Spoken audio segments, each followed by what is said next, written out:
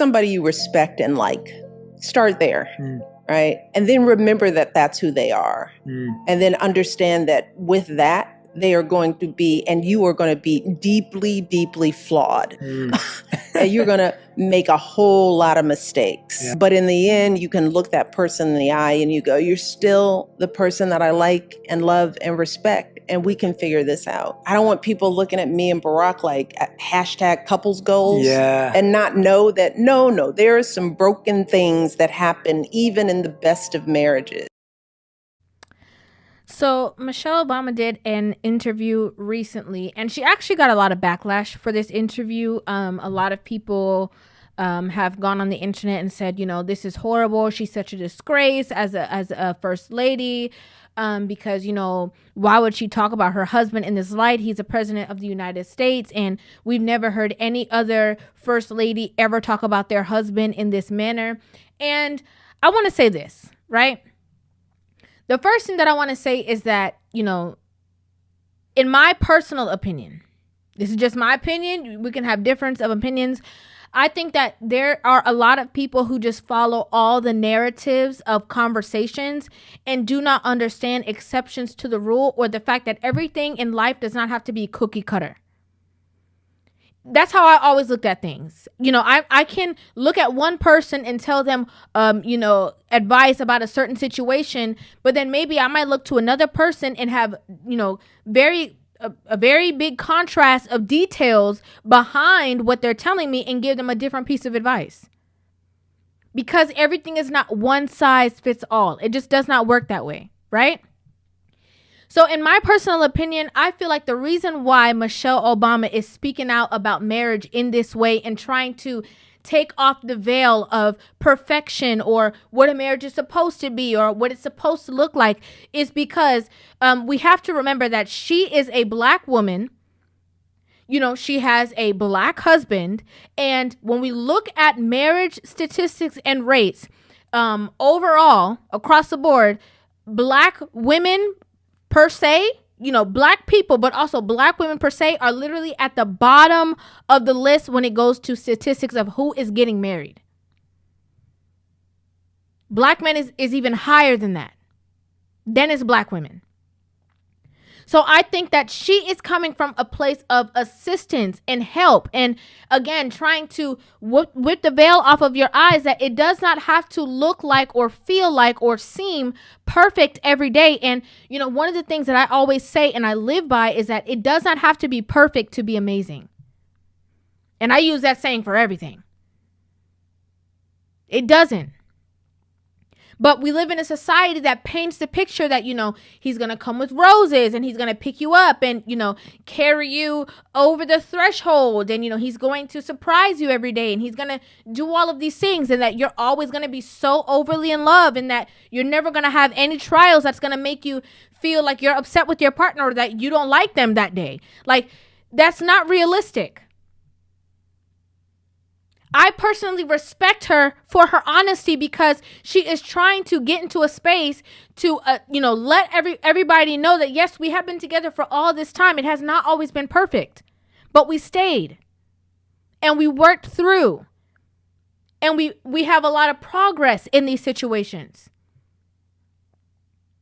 Not because I was unhappy for a little bit means that I wanted to run for the hills.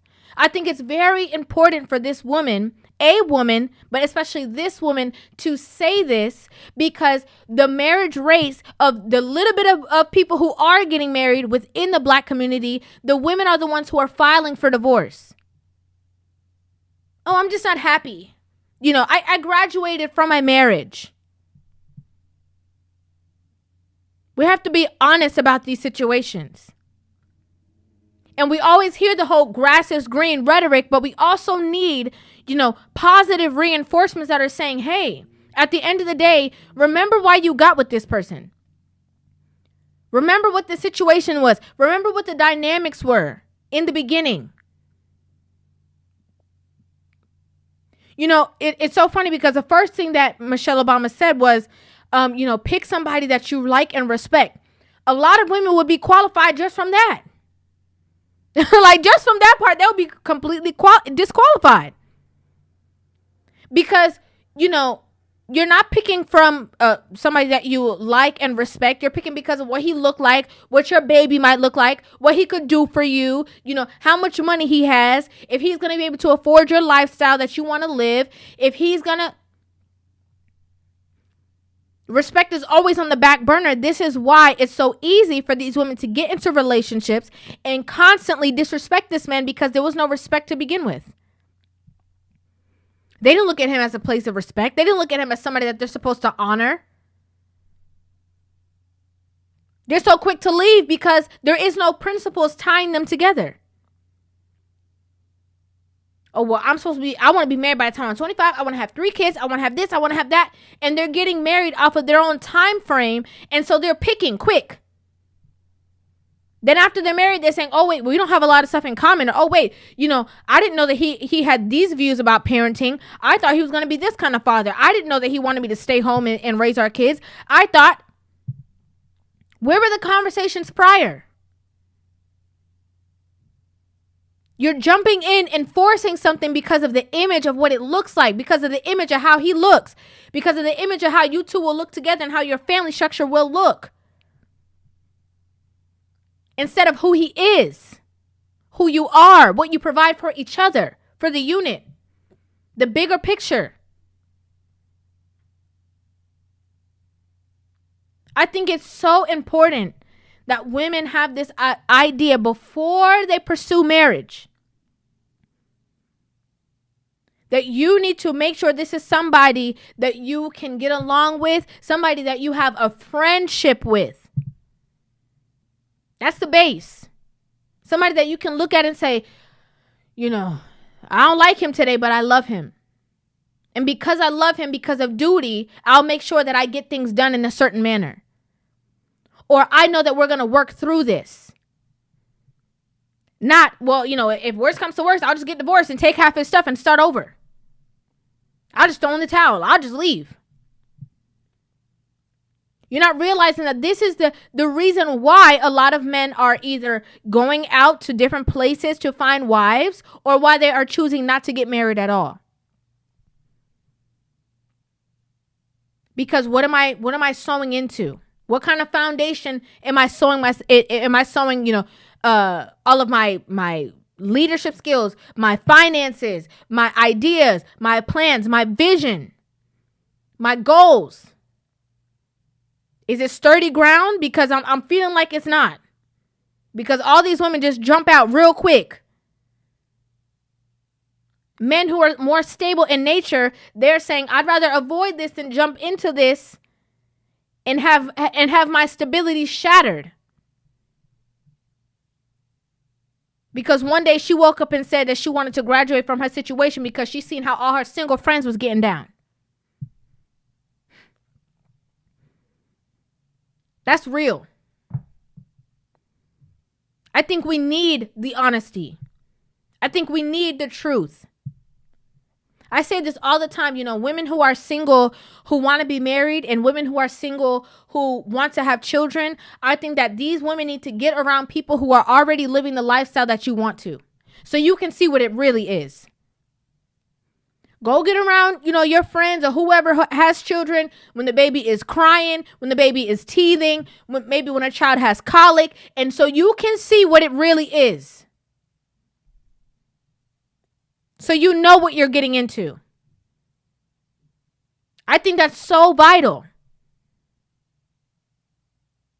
Because there's a level of preparation. Okay, yes, I am in the mental and emotional state to go ahead and have a child. Because I see all the complications that could come along. I see all the things that could happen. And I know that I am in a space that no matter what, I'll be able to handle it. Even though it's still going to be difficult. Even though you can't predict every situation, but at least you're more equipped. It's the same thing with marriage. Everybody is walking around like they have the best marriage, the best relationship. They are as she said, they want to be the couple goals. They want you to put #couple goals. They want to paint this picture that everything is all dandy and roses and extremely perfect. But you need to know that that's not reality. Conflict is normal. But how are you conflicting? Are you having disagreements, but are you being disrespectful? Are you crossing lines? Are you crossing boundaries? Are you saying things that you can't take back? Are you going for the jugular every time? Are you taking a break when you're getting upset or you're getting heated and saying, you know what? Let's reconvene. Okay, let me just take a little couple minutes. Let me just get my thoughts together and let me come back to you humbly and peacefully so that we can work this out together.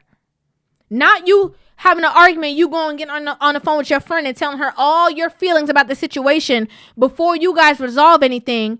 And then now she has this, certain idea of the man that you're with based off of the things that you're telling her. And then y'all fix the conflict and then she's over there always on the side of you leaving him based off of the things that you said when you were hurt. How about you fix it?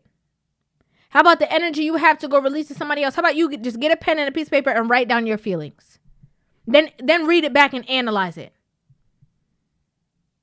Then what's your takeaway from that? Okay, you wrote it down. You wrote down how you feel. You go back and analyze it. Now you can say, oh, okay, I feel like this. Wow, clarity. Wow. You take a breather, then you can humbly go back to your spouse and say, can I talk to you for a second? I want to talk to you because I realize that this is what I'm feeling. And I should not have reacted in this manner, or I should not be reacting to you in this manner. And I want to be able to fix this. But I want to let you know that I'm on your side. I'm not against you. I'm not being defensive. I want us to get to a space of this. No man ever will turn around and say to you, no, the argument will not keep going. It's over. Because you took off your armor and laid it down and said, I want peace. I love this. Okay, I love this. I do not think that this has a negative connotation. I think that there is desperation within her to fix the family units and the family structures because she is seeing the numbers rapidly decline. She is seeing the push that we see all over social media of this city girl lifestyle, of this baby mama culture that is just constantly perpetuating, getting younger and younger and younger. And I appreciate it.